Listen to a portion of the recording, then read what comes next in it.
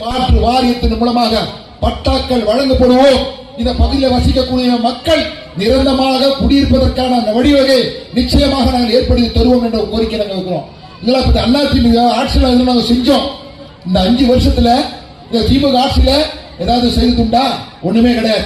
இங்க பாருங்க, பக்கத்துல பின்னாடி இருக்கிற ஏரிய அன்றைக்கு என்ன பண்ணாங்க, ஒட்டுமொத்தமாக எல்லாரும் காலி செய்யணும்னு சொன்னாங்க. அன்றைக்கு அரசு அதிகாரிகள் எடப்பாடி நிச்சயமாக அமையும். அப்படி அமைகின்ற பொழுது நிச்சயமாக எம்பவர் கமிட்டியில வைக்கப்பட்ட வாரியத்தின் மூலமாக எங்களுக்கு பட்டா வரும்னு சொன்னீங்க. அன்றைக்கு அந்த எடப்பாடியோட ஆட்சி காலத்துல நான் மந்திரியா இருந்த உங்களுக்கு எல்லாம் நீங்க எல்லாம் தேர்வு செய்த சட்டமன்ற உறுப்பினராக அமைச்சரா இருந்தோம். நான் இப்ப சொல்றேன், பகிரங்கமா சொல்றோம், இந்த பகுதி மக்களை காப்பாற்றிய அரசு அம்மாவுடைய அரசு.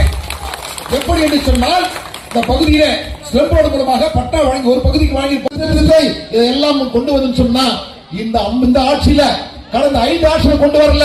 புரட்சி தலைவி அம்மா ஆட்சியில, எடப்பாடி ஆட்சியில இந்த திட்டங்களை இந்த பகுதி மக்களுடைய அடிப்படை பிரச்சனை தீர்த்த அரசு அனைத்து அண்ணா திராவிட அரசு.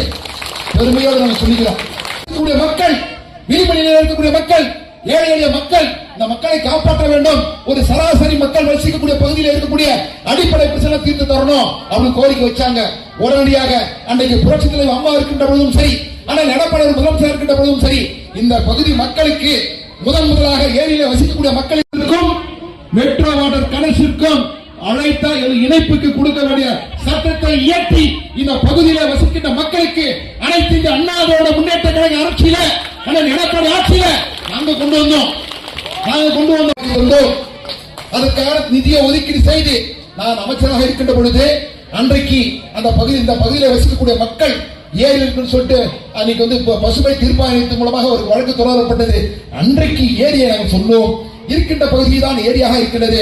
மற்ற பகுதியிலே அன்றைக்கு அரசு மூலமாக தமிழ்நாடு குடிசை பகுதி மாற்று வாரியத்தின் மூலமாக அவர்களுக்கு பட்டா ஒரு சில பகுதிகளுக்கு வழங்கப்பட்டும் ஒரு சில பகுதிகளுக்கு வழங்கப்படாமல் இருக்கிறது என்பதை நாங்கள் எடுத்து சொன்னோம், எதிர்கொண்டோம்.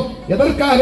இந்த பகுதி மக்கள், இங்கே வசிக்கக்கூடிய மக்கள், இந்த ஏழை எளிய மக்களை காப்பாற்றுவதற்காக நாங்கள் செய்தோம். இன்னைக்கு எல்லாம் ஒரு உலகத்துக்கு தெரியும். அம்மா ஆட்சி காலத்தில் தான் எடப்பாடி ஆட்சி சிறுமியே 14 வயது சிறுமியை 3 பேர் கொண்டவர்கள் காப்பீடு கொடுப்பாங்க. அதே போல எங்கள் மக்கள், தமிழ்நாட்டு மக்கள் இந்த 5 வருஷத்துல பல கசத்தை வந்தவுடன் அவருக்கு ஏதாவது ஒரு ஆறுதலை செய்ய வேண்டும். புரட்சி தலைவர் அம்மா அவர்கள் குலவிளக்கு வார்த்தையை ஒரு பெண்களுக்காக கொடுக்கப்பட்ட வார்த்தையாக எண்ணி குலவிளக்கு திட்டத்தில் ரூபாய் 2000 வழங்கப்படும் சொல்லிட்டாரு. அது மட்டுமா, இன்னைக்கு பாத்தீங்கன்னா முதியோர் உதவித்தொகை, இன்னைக்கு மகளிர் உரிமை தொகை வாங்குறீங்களா 1000, அந்த 1000ஐ இன்னும் 1000 ரூபாயை கூட்டி 2000 ரூபாயாக